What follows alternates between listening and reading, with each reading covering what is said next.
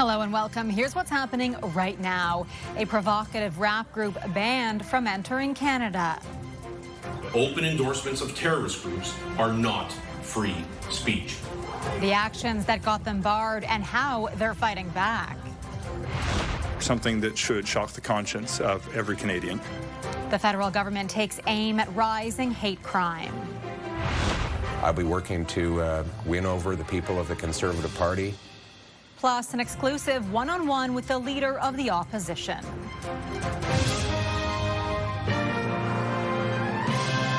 CTV National News with Heather Butts. Irish hip-hop trio known as Kneecap is vowing to fight back with legal action after being barred from entering Canada. The group is said to be ineligible because they had amplified political violence and supported terror groups such as Hezbollah and Hamas. CTV's Alison Hurst now on the controversy and the backlash. Free, free. The Irish rap group Kneecap, known for its politically charged performances, is barred from entering Canada. Political debate and free speech are vital to our democracy, but open endorsements of terrorist groups are not free speech. The group has 4 shows scheduled in Canada next month, 2 in Toronto and 2 in Vancouver. Kneecap has been accused of amplifying political violence and has faced outrage over seeming public support for terrorist organizations such as Hezbollah and Hamas. In February, the group shared this photo of a member reading a book written by a Hezbollah leader. This message is that hate will not be tolerated, not in our streets, not on our campuses, and not on stage. The band had to cancel its U.S. tour earlier this year after a member of the group was charged with a terrorist offense in the UK. Those charges came after videos emerged appearing to show 27-year-old Mo Chara wearing a Hezbollah flag over his head. We've seen hate crimes go up by 50% across the country over the last few years. We have seen unspeakable demonization across our city in protests and in mobs, and we must do everything we can to keep our city safe. Kneecap was swift to respond to the Canadian government, posting in part, "Your comments about us are wholly untrue and deeply malicious. No member of Kneecap has been convicted of any crime in any country ever. We have today instructed our lawyers to initiate legal action against you." Fans are sharing their disappointment. To them, the band wrote in part, "It is our view that when the government realized there was no legal basis on which to stop us, they today, via Vince Gasparro, sought to maliciously misrepresent Kneecap. We have played in Canada many times with 0 issues. We are sorry we cannot be with you next month." I am outraged, honestly. Some people are not surprised. I am surprised because I never thought that I'd find myself living in Canada where the Canadian government would ban an Irish music group from entering the country just for speaking up against a genocide. Canada is not the first country to do this. Hungary also barred the group earlier this summer, saying the musicians' presence in the country would constitute a risk to national security. Alison Hurst, CTV News, Toronto. The federal government tabled new legislation today cracking down on hate, including the use of hate or terrorism-related symbols. Justice Minister Sean Fraser introduced 4 new criminal code offences. CTV's Abigail Beeman has the latest. The flames went up the door. Cantor Henry Topaz's Montreal synagogue has been firebombed twice since the Hamas terror attack of October 7th, 2023.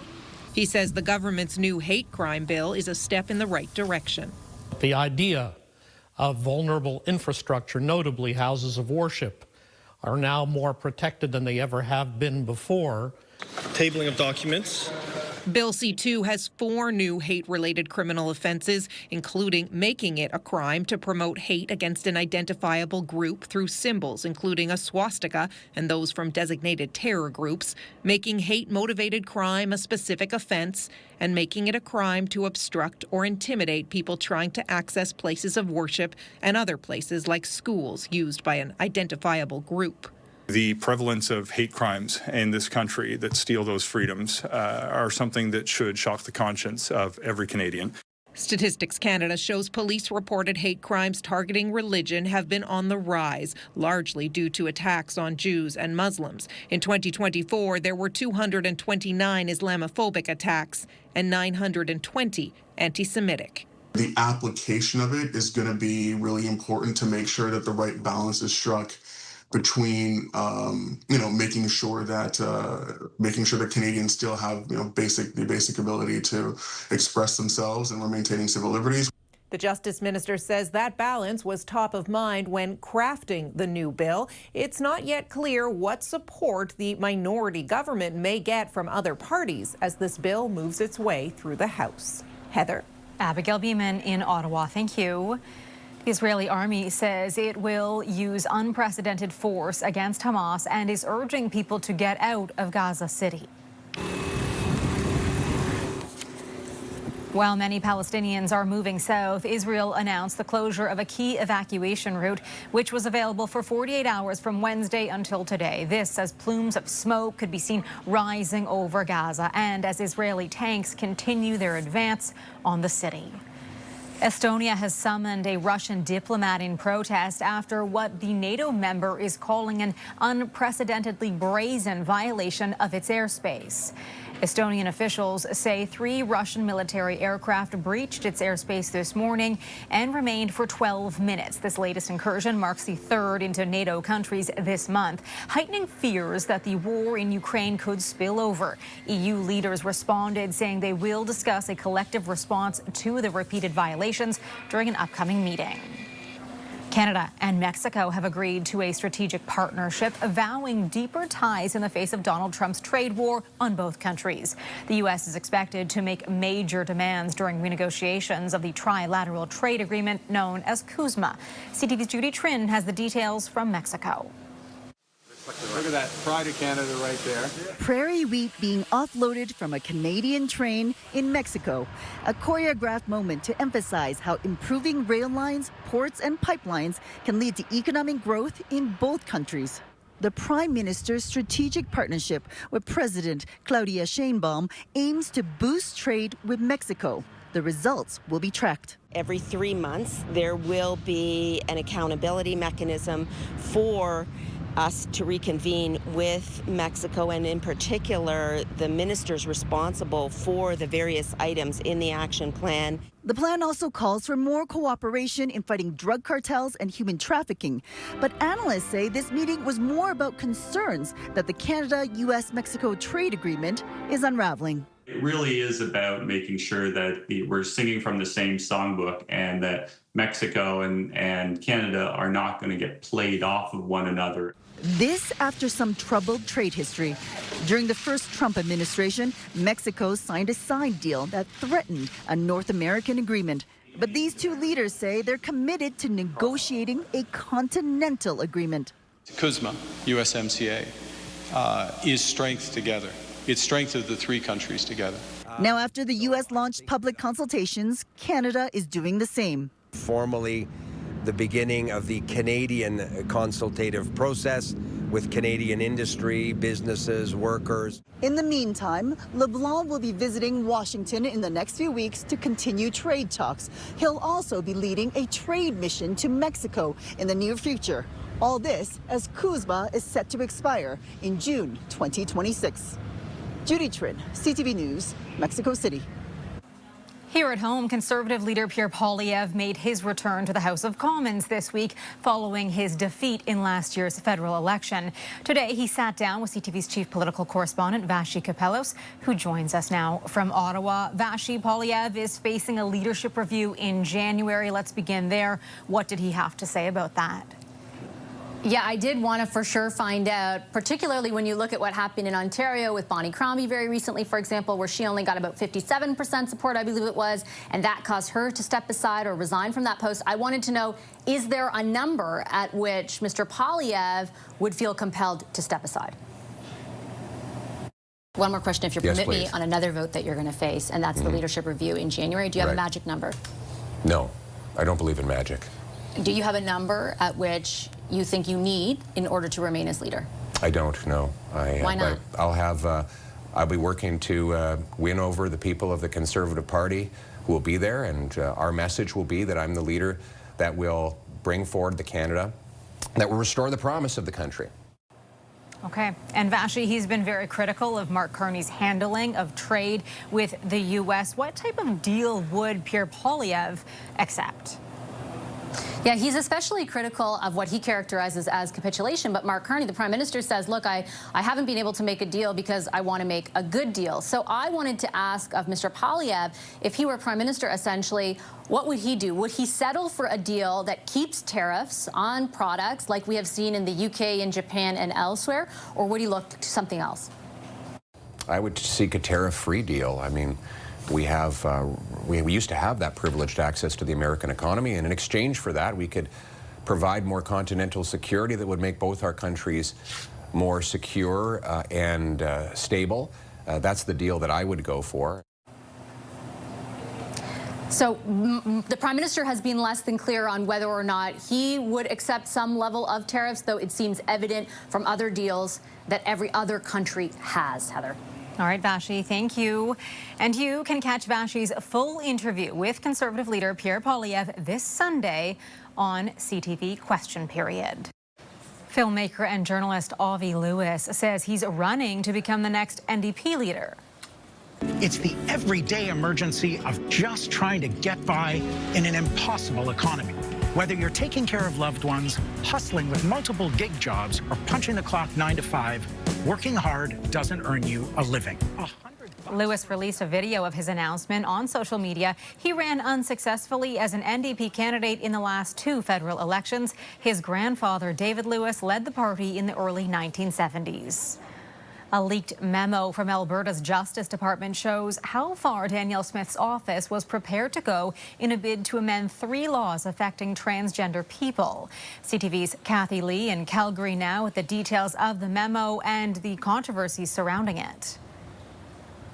Heather, a leaked memo obtained by the Canadian press reveals the Premier directed officials to invoke the Charter's notwithstanding clause, specifically for 3 laws that impact transgender youth. Those 3 laws, which were passed last year, include requiring parental consent for students under 16 to change their names or pronouns at school, banning transgender girls from joining female sports teams, and restricting gender-affirming health care for youth under 16.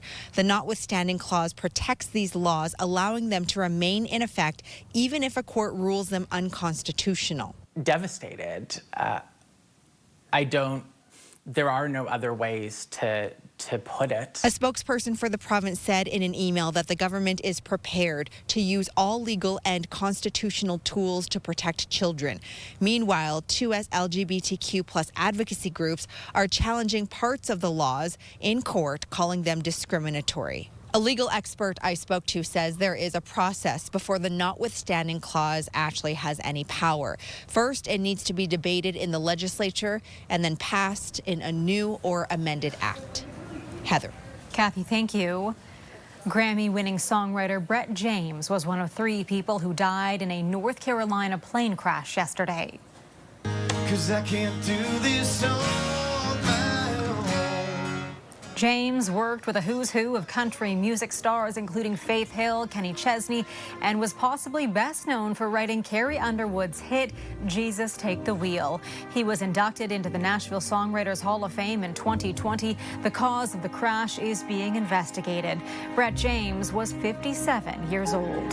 CTV National News will be right back. Stay with us.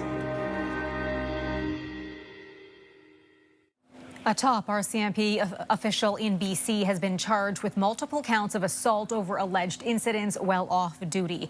Assistant Commander David Taboul is accused of assault and assault by choking against one person and a single count of assault against another. The BC Prosecution Service says a special prosecutor has been appointed in the case to avoid any potential or perceived influence on the legal process.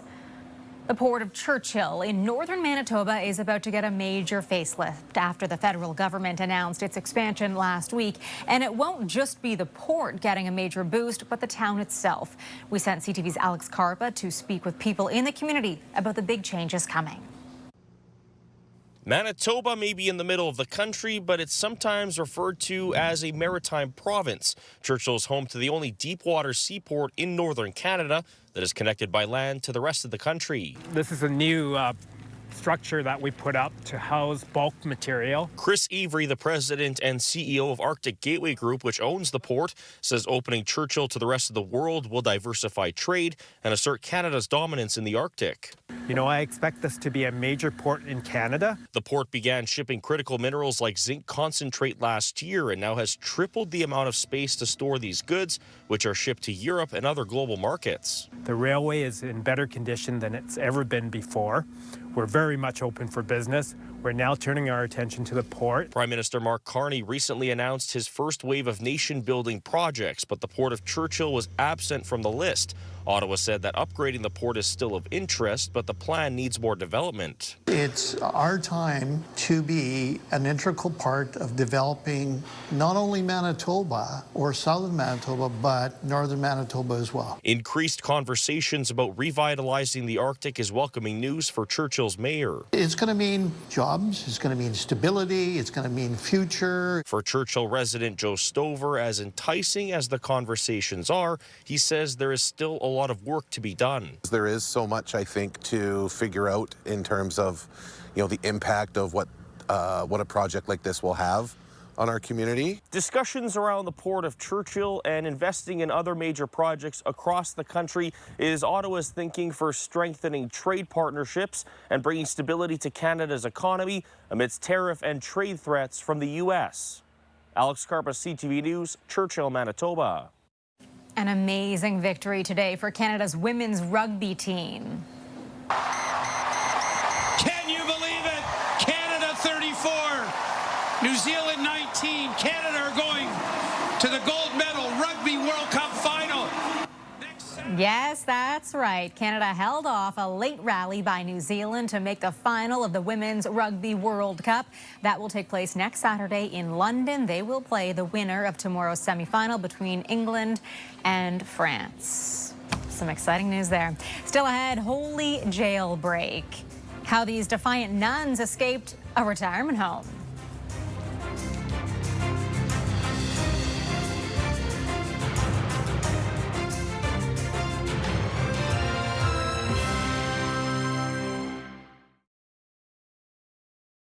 New Brunswick's largest wildfire this summer put firefighters to the test, stretching resources to the max. Today, journalists were given a first-hand look at the damage near Miramichi and what is being described as a very big win. CTV's Sarah Plowman was there and joins us with more. Sarah, what all did you see? Heather, this fire is considered to be one of the most complex in New Brunswick's recent history. The tree's scars stand out. Blackened bark and bare branches from a wildfire that tore through these woods near Miramichi last month. It was a lot of flame. It was dry, burning the trees, going up, torching the trees. It started around here on August 6th, and in a week it spread quickly, eventually growing to 1,400 hectares. We don't know for sure how it started. We're pretty sure it was human caused because we know there was no lightning. It was scorching hot, dry, and at times too intense to take on. It's a bit of hopelessness, but in the end, you're still trying to strategize what you're going to do. Crews arrived from elsewhere, like Nova Scotia, Maine, and Quebec, to fight from the air and ground, laying fire breaks like this one along burnt Sir Nedin's property. The firefighters did an excellent job.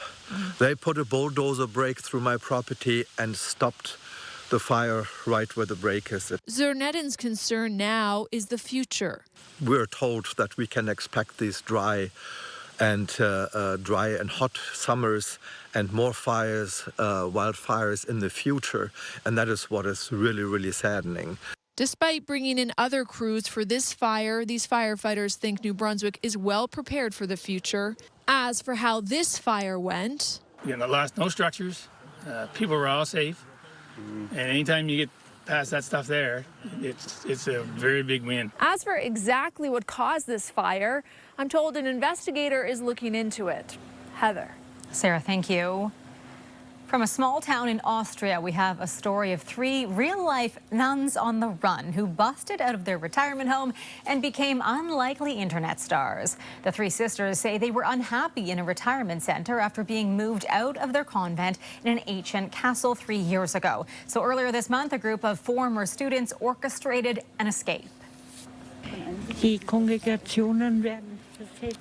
Sister Rita says congregations can be relocated, but nuns should remain in their convent until death. Their dilapidated castle had been padlocked and the power and water shut off, but a local locksmith and some sympathetic villagers have helped spruce it up and documented the process on an Instagram page with thousands of followers. We'll be right back. Stay with us. You could say this next story is about puppy love and how one man is going the extra mile to spread joy as he takes his daily walks with his wiener dog.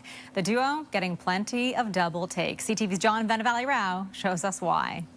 Do you want to go for a walk? That's the question Rich Lutchford loves to ask his best friend Maya, a tiny dachshund whose daily walks involve more than the usual gear. Go on then, let's go. Because Lutchford, hoping to fetch some smiles, aiming to turn heads with an inflatable suit that has nothing to do with Halloween. Just thought it would be funny. Lutchford, who works as a roofer, simply started regularly walking Maya in public dressed like this. A wiener dog walking a wiener dog. People kind of look at me like, what is this? Other people are smiling, and I point at them and say, that's what it's all about. That smile. Have a great day. Yes! Have a great day!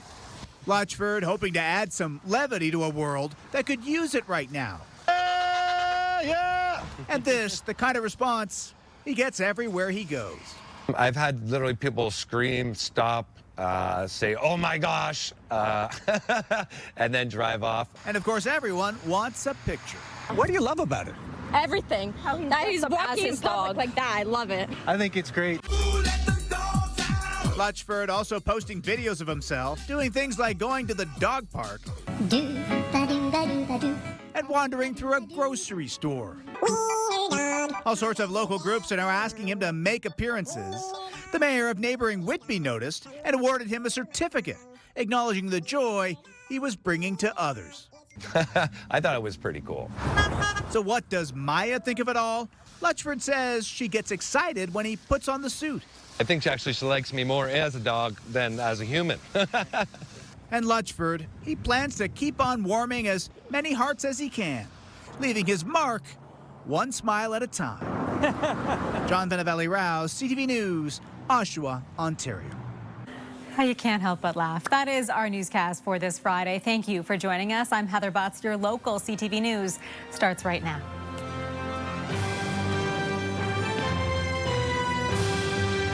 CTV National News, Canada's #1 newscast.